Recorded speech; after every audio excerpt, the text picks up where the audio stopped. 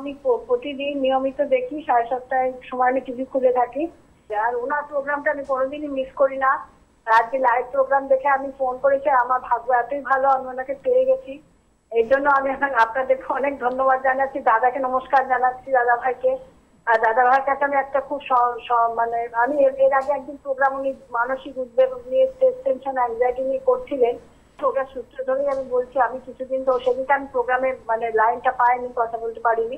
আজকে ভাগ্য ভালো আবার পেয়ে গেছি।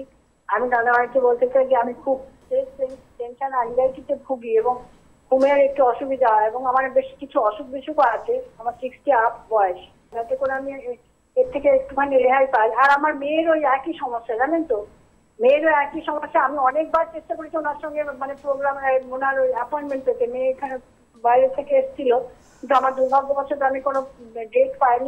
আমার ডেট পাওয়া কঠিন। আমার ক্লিনিকে অ্যাপয়েন্টমেন্ট বেশ কয়েক মাস আগে থাকতে ফিল আপ হয়ে থাকে। তবে এক্সপার্ট টিমের কাছে রিকোয়েস্ট করলে অবশ্যই কোনো স্পেশাল অ্যাপয়েন্টমেন্ট বা স্পেশাল ডেট আপনাকে করে দিতে পারবে।